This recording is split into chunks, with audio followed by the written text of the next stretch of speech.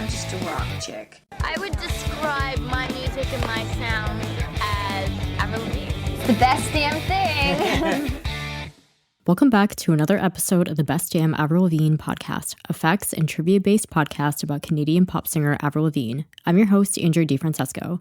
Today's bonus episode will be all about Avril's recent appearances at New York Fashion Week, as well as her new collaboration with All Time Low called Fake as Hell. Here are the major events and highlights that have happened since our last episode. From September 6th through September 11th, Avril attended various shows and events for New York Fashion Week. On September 7th, alternative band All Time Low teased a collaboration with a snippet of a new song which many listeners believe to be an upcoming feature with Avril. The following day, they confirmed the collaboration was with Avril on a song called Fake as Hell to be released on September 15th. On September 11th, an article was published by Nylon magazine with behind-the-scenes photos of Avril getting ready for New York Fashion Week. On September 15th, All Time Low released a collaboration with Avril called Fake as Hell. The song was written by the members of All Time Low, Avril, and Andrew Goldstein, and produced by Zach Cervini.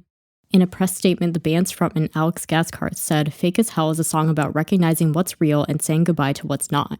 It's about cutting ties with people and things that don't lift you up and help you progress. It's a wave goodbye to whatever's in the rearview mirror and a new perspective on the road ahead. Collaborating on this one with Avril is a dream realized, and getting to watch her do what she does best in the studio was crazy inspiring." Avril and All Time Low uploaded a TikTok duet of the song as well as an Instagram reel choreographing dance moves to the song. And on September 19th, Billie Eilish posted a photo on her Instagram stories wearing a striped necktie and a star icon similar to the single cover for Skater Boy, leading fans to speculate if a collaboration between the two may be coming. So the first thing that I want to discuss about all of this actually has nothing to do with what I just read, but going back to the episode that I uploaded before this, where I mentioned that I was on a podcast recently and I didn't really get a chance to talk very much about it there. And so I kind of wanted to just give a little bit more detail about it here before we actually launch into today's topics. So like I had mentioned in that episode that I was invited by someone to be on their podcast, and she's from the Netherlands. And it's this podcast. I'm sorry that I'm like blanking on the name of it. I'm not sure if she told me the name of it or not, but the podcast is about conspiracy theories in the music industry, like specifically about artists in the music industry. And so, of course, we know that Avril, there's this infamous conspiracy theory about Avril being replaced by a lookalike and all of that. And she had come across the episode about it that I did a couple of years ago on this podcast. And she asked to interview me and like kind of get my thoughts on the conspiracy and the overall fan reaction and like what Avril herself has said about it and that kind of thing. And it was really fascinating to be part of because I had never been asked by anyone to like be interviewed or to talk about this topic. And so it was really interesting to get to be on someone else's podcast. And we conducted the interview in English, obviously, because that's the only language that I speak. But I think that when the podcast comes out, I'm honestly not sure if it is out yet or not. I've tried looking for it. I can't find it. So I'm not sure if it is, if she's like still working on it, maybe still conducting research on it. But I think when the podcast is out, I'm not sure if it's going to all be like dubbed over in Dutch as like a translation of what I'm saying, or if she'll leave my part intact in English. I don't know. But if I ever do come across it, I will be sure to share it and let all of you know like where you can go listen to it. But nevertheless, it was really just like very cool to be asked to be part of something like that. And I'm really excited to hear the final product, like whenever that ends up coming out. Like I said, I did try to see if I could find it. And I went to her page and everything and wasn't like able to really find anything on it. So I don't know if she's still like in the process of working on it. But whenever I do come across it, I will definitely be curious to hear it. And I'll be sure to let all of you know where you can go listen to it as well. And I hope that you'll find it fascinating too. I know that's like a topic that has been done to death about Avril and that people are kind of sick of hearing about it. But this podcaster specifically wanted to do conspiracy theories in the music industry. And as we know, Avril is a big part of that. And so, you know, like when you're asked to kind of be on it and to kind of give your opinions and give your insight to it, like, of course, you're going to say yes. It was a really cool thing to get to be a part of. And like, it was so wild to me that somebody, like, I know that, you know, with podcasts, people can access them from all over the world and that I do have listeners from all around the world. And of course, Avril herself has a fan base from all around the world. But it was really cool that somebody from like halfway across the world, you know, stumbled upon my podcast and like listened to it and thought it was good enough to say, hey, can you like come onto my podcast and talk more about this? So anyway, I just wanted to kind of provide a little bit more details because I know in my previous episode, I kind of just like glossed over it pretty briefly. And so I just want to take like more proper time here to be able to talk about that experience while I have the chance to do so. So now getting into what this episode is actually about with Avril's appearances at New York Fashion Week and the new song with All Time Low and that kind of thing. First, sharing my thoughts on her looks from New York Fashion Week. I have to say, I didn't really like most of them. I think that was a pretty popular fan opinion, though. Like, I don't feel too bad saying that I wasn't a fan of the looks because I don't think that's really an unpopular opinion. Like, I know the fandom was kind of divided. Like, some of them really liked some of her looks and then some just didn't like any of them. Like, there was maybe one or two that I liked. Like, the last one that she wore that had like the Ozzy Osbourne shirt and she kind of had like this more gothic style of makeup. That was probably, I think, my favorite look that she wore. But like my problem with the looks, because I know that like with Fashion Week looks that the whole point is there's usually like a theme to follow. And sometimes the designer will send clothes specifically for the celebrity to wear. Like, they're basically being paid to wear the clothes and like they're kind of told almost what to wear. And like she hired a stylist, and I don't know if Avril might have collaborated with the stylist on like, this is how I want to generally look, and then the stylist would find clothes that fit that, or if the stylist was the one who just kind of chose for her. Like, I'm not really sure how that worked. And I know that like the whole point of Fashion Week looks is that they're kind of meant to be very wild and out there and avant-garde kind of things, but I feel like there's a way to do it without like, while still kind of maintaining some semblance of the person's style, if that makes sense. Like, I just think that the looks that she wore in Paris for Paris Fashion Week, they were something different. They were something new for her. They were certainly like a departure from the style that we know from her. Like, you know, we know that she's very into like the Hot Topic, pop punk kind of style, the gothic rock star look. And the looks that she wore for Paris Fashion Week were like a lot of these long coats, long t-shirts with like thigh-high boots and sunglasses, like very kind of more chill street style, I guess, if there's any way to describe that. And I feel like it was something new and different for her that was very Fashion Week appropriate, but it still flattered her because she's so petite that I think the coats kind of gave her some length, and like the thigh-high boots kind of gave her like some length, I guess. And I just think the way that she was styled for New York Fashion Week, and this is something that like a lot of fans kind of talked about when they saw the photos, like especially the red carpet photos. Like, I don't know if it was just the lighting of the red carpet photos or something, but like I just feel like the way that she was styled did not flatter her figure. Like, she's very petite, very short, and everything they tried to put her in was very like boxy, if that makes sense. Like, it was just like these things that made her look bigger than she actually is. Like, everything just kind of swallowed her up. It was too much of everything. Like, they just went 100 on everything. And I feel like sometimes with fashion, like the key, I mean, I'm saying this as a person that really honestly doesn't know that much about fashion, but even I know that like if you're trying to make a statement in fashion, usually like less is more. And like if you're going to make like you choose one thing to be the statement. So like whether it's the makeup, the accessories, the actual clothes, the shoes, the hair, like whatever it is, you're choosing like one thing to be the thing that's the big statement piece that stands out. You don't take all of them and make them all like extreme, because then it's just going to look like a huge mess of stuff, and it's going to look very overwhelming, and like very, very few people, if any, could actually pull that off. And I just think for the way that Avril is, like, she's very petite. And like they put her in like, especially there was that one outfit she wore where she had this very, very long, honestly cheap looking wig. Like a lot of people said that the wig looked like something out of a Halloween store. It just like considering the fact that she did hire a professional stylist for this, and like she's got millions of dollars, she could easily afford like very nice hair extensions, very nice wigs and that kind of thing. And like a lot of the stuff that she was put in, frankly, looked kind of cheap. And like there wasn't a lot of effort put into it. Like the wig, it was like very obvious how like cheap that wig looked. And it was like they put her in this very, very long wig and like a very oversized leather coat and like a lot of dark dramatic makeup. Like it was too much. Like all of it at once was too much. Like if you want to do dramatic makeup with like a simpler kind of outfit, you know, or like a very dramatic outfit with simple hair, simple makeup, that's how you get the statement piece, is when like one of those things is the focus and everything else is like a dressed down approach. And I feel like the main problem, besides the fact that everything they put her in did not flatter her, was the fact that they tried to go 100 on every aspect, from like hair to makeup to clothes. It was overwhelming. And like I said, I get that for Fashion Week, it's supposed to be kind of weird and out there and avant-garde, and that, like, you know, it's supposed to be kind of over the top. But I feel like there's a way to do it and still look like good, you know, like, for lack of a better term. And I find it interesting too, like, this is something that a lot of fans pointed out, is that when Avril would post her own pictures to her Instagram page, the way that she took the photos, or like the specific angles that she chose for the photos, made the outfits look a lot better than they did on the red carpet. And so that kind of says to me, like, I wonder if it was just the very harsh lighting or camera angles or something on the red carpet that made these outfits not look very flattering.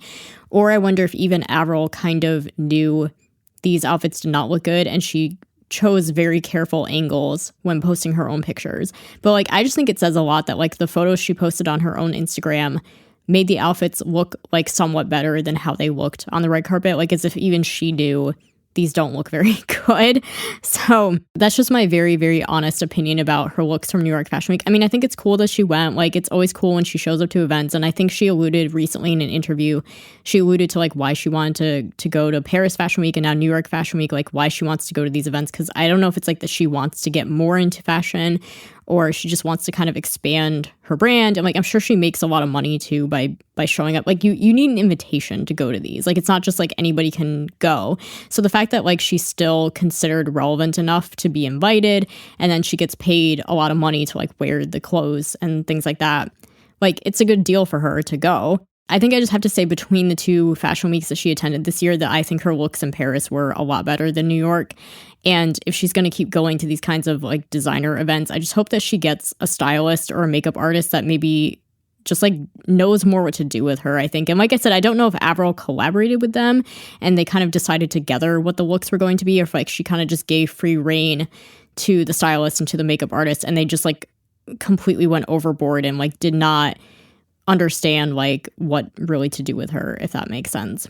And then kind of following the whole thing about New York Fashion Week, I know that the MTV Video Music Awards were I think it was the day after she left New York, essentially, or it was like the day after New York Fashion Week ended, and they took place in New York City. And so a lot of fans were kind of wondering if she was going to attend the VMAs, because it would have just made a lot of sense, especially because like with New York Fashion Week or with any of those Fashion Week things, there's not really interviews going. Like, we see photos and she gets to kind of meet all these celebrities, and there were a lot of celebrities that she met with at New York Fashion Week and that she took a lot of photos with. Like, I know a lot of people were excited that she got to take a picture with Hayley Williams of Paramore. And so it's cool, like a cool kind of networking event that she gets to put herself out there, and she gets to meet a lot of people in the industry and kind of like make contacts and stuff. And that might be part of why she does it. But like, other than the chance to be seen and like meet people, there's not really like interviews or anything or press opportunities that happen. And so a lot of people were hoping that she was going to attend the VMAs the next day and that we might get an interview about something to do with the new music coming up. But unfortunately, she did not attend. I'm going to guess that she just wasn't invited. And it's probably because, like, as we know, she usually doesn't attend award shows unless she's nominated, performing, or presenting. And none of those things were the case. And so it's kind of like, well, why would she really go? So yeah, I mean, I'm kind of like disappointed, but not surprised that she didn't attend the VMAs. Like, I would have liked her to attend just so that we could see like, okay, what's she going to wear? And yeah, if we ended up getting any interviews. But honestly, I think even if we had gotten an interview, I think it would have been very vague about like, yep, I've been working on new music and it's coming out soon, like her typical kind of soon thing that she says. So I think honestly, even if we had gotten a couple of interviews, it probably would not have revealed very much information about music. And I mean, I don't know, like, if she just wanted to go home to rest after, because, like, honestly, I kind of don't blame her, actually, for just going right home, because, like, New York Fashion Week looked exhausting. Like, a whole week of going to all these different events and, like, meeting all these people and stuff. I could not do it, and I'm younger than her, so I just can't imagine. Like, I think she probably just wanted to go home and rest, and I honestly could not blame her. So the next thing that I'm going to give my thoughts on, like, the main latest thing that we have to talk about, the biggest thing that's happened so far, is the new song with All Time Low called Fake as Hell.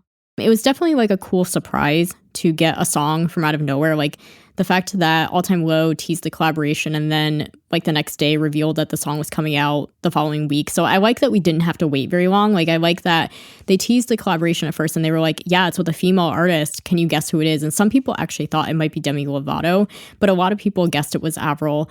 And I like that we didn't have to wait very long. Like I like that we got to hear a little bit of the song in the teaser, and then we didn't have to wait very long to find out officially it was with Avril, and then we didn't have to wait very long to get the actual song itself, because I really don't like that. Like Avril seems to tend to do this. I think with the Love Sucks era, they were a little bit more prompt with releasing singles, but in some of her eras past, she would leave several months of a gap from like announcing the single to the actual release, and it was always annoying to just wait that long. And I think these days, like people just aren't going to remember to download a song in a couple months time. Like you're lucky if people remember in a week to download a song. So I like that they were very, very quick with putting this out. We didn't have to wait very long. And like it was enough to create some hype, to create some anticipation without making us wait so long that we just got bored and, you know, didn't care anymore. So it was nice to get this new song like as a surprise out of nowhere, like, you know, new kind of Avril song while we wait for her to put out the lead single for the next album. But as for what I think about the song itself, I honestly just think it's okay. Like when I heard it from the preview, I kind of just thought it was fine. And then when I heard the actual song in full, I don't know. I don't have a strong opinion about it one way or the other. And I think that's kind of how some people feel. Like I think the fandom is very mixed on this song. Like there's some people who really love it because they love pop punk, they love the alternative sound, they love the Love Sucks sound. That's kind of like a continuation of that. And then there's other people like myself that are kind of just like bored of that sound. I kind of thought initially when I heard it, I actually kind of thought it sounded outdated. Like it sounded like something out of 2004 or something. And I don't know if that was done on purpose or they just like, that's just their sound that they do. Like I honestly don't know that many songs by All Time Low. And I'm not like really a fan of All Time Low, so I don't know what their songs typically sound like. I listened to it a few times, like it kind of grew on me the more that I listened to it, but it's still not a song that I really care that much about going back to that many times. Like I know there's some people who have played it a lot of times, and then there's some people like myself who kind of played it a few times because Avril was on it, and then are kind of just like, okay, you know, now what? I will say it's very catchy. Like it has a very memorable, catchy hook that gets stuck in your head easily. And I kind of find myself singing the hook to myself a lot. But I think one of the problems with it is that like the lyrics and the topic are nothing special. They're nothing new from her. Like it's nothing new. And we've heard this exact topic 12 times on the Love Sucks album. Like it feels kind of like a Love Sucks leftover.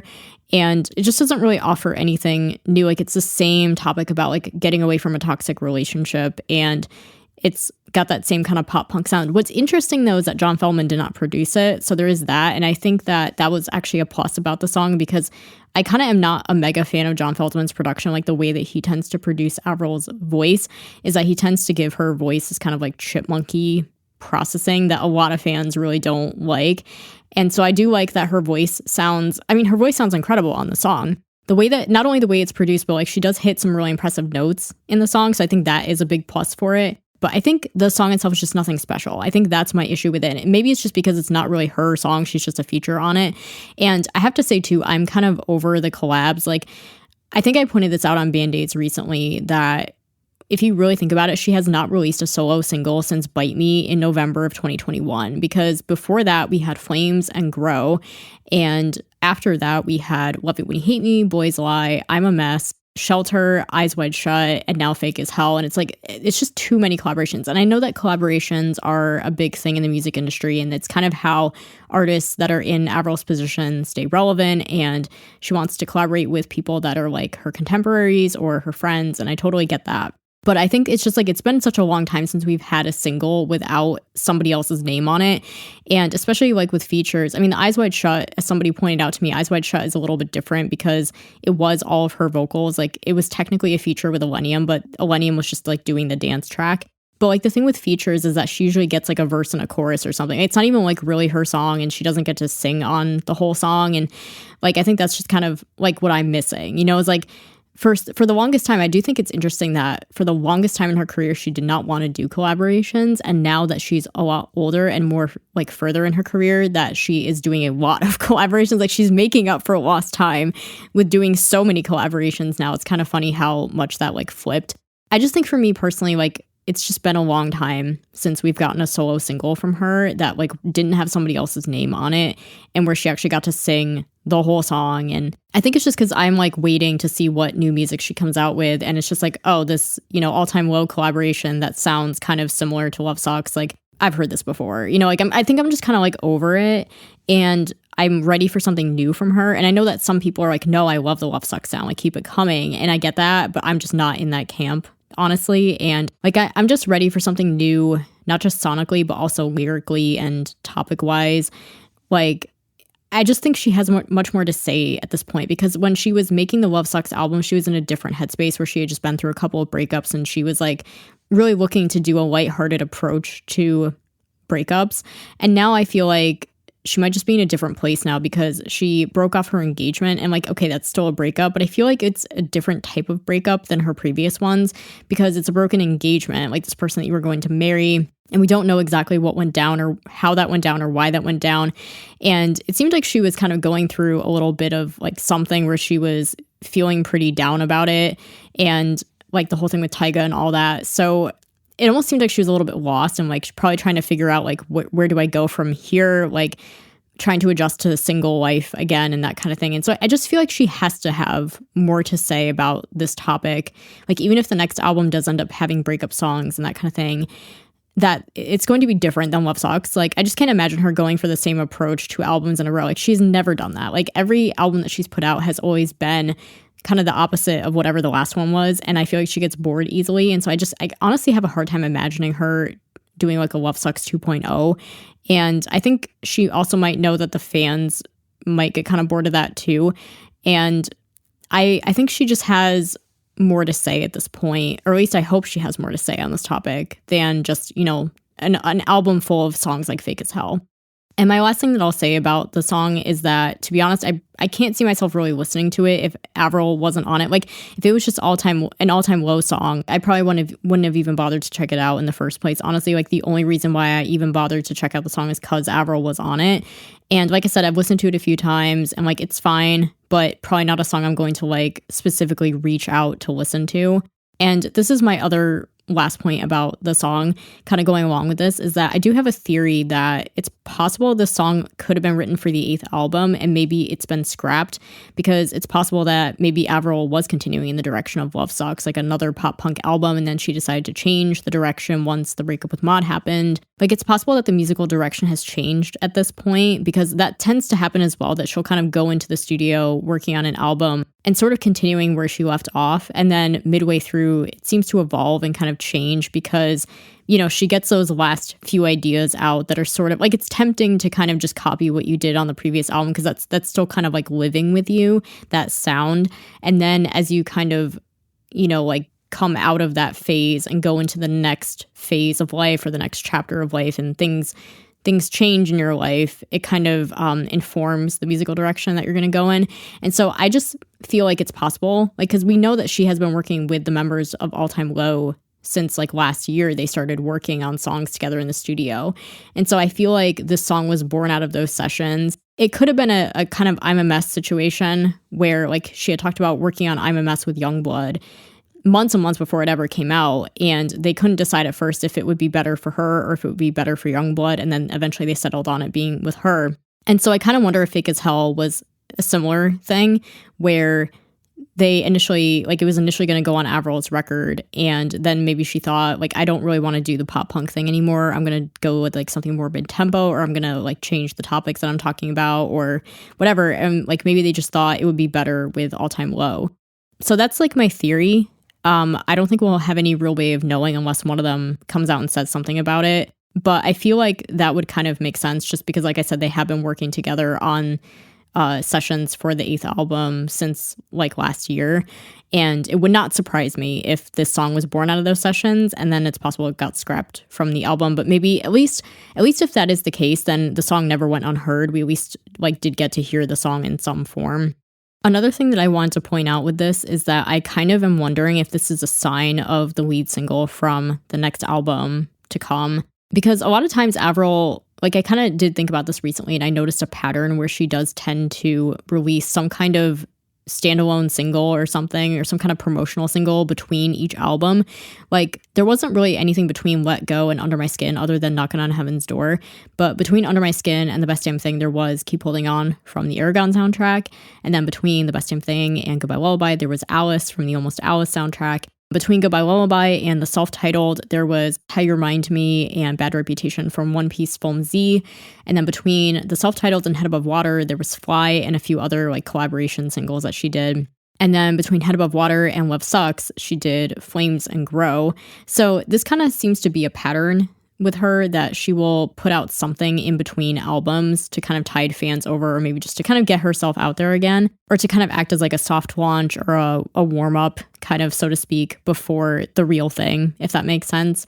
So I'm kind of wondering if Fake as Hell is either going to kind of close the door on the pop punk era. Like I just feel like this was kind of my gripe about the song, is that I just feel like pop punk has kind of had its moment. Like it had its revival last year, and I don't know if people really care about it as much now. Like maybe they do, I don't know, because I don't really follow it. But I feel like even just taking Matson as an example, because he's an alternative pop punk artist, and the song that he put out, Strangers, was not really pop punk at all. It was like a lot more kind of like pop and like trap based, I guess. So I don't know. I feel like pop punk has kind of had its, I feel like it had its time. It had its revival moment, and I feel like it's kind of past now.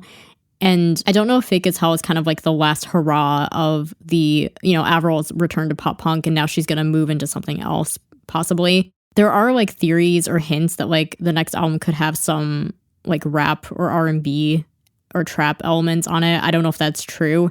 So, I mean, it's possible that she's kind of leaving pop punk to move into a different direction. I don't know. So, like I said, it's pretty typical of her to put out singles between albums just as a way to kind of keep fans engaged, I guess. So yeah, like I said, I don't know if this means that a real lead single is on the horizon soon. Like she had talked before, like she had alluded before to releasing a single this year, or maybe even the album this year. But considering that we're in September and we don't have anything yet, it seems kind of unlikely. Like a lot of people think maybe first quarter of next year might be when we get the single.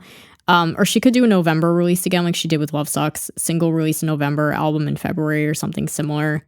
I'm kind of just like waiting for something new. Like I think the Love Sucks era and album was good, and it was nice to see her return to her roots, and it seemed like she had a lot of fun that era.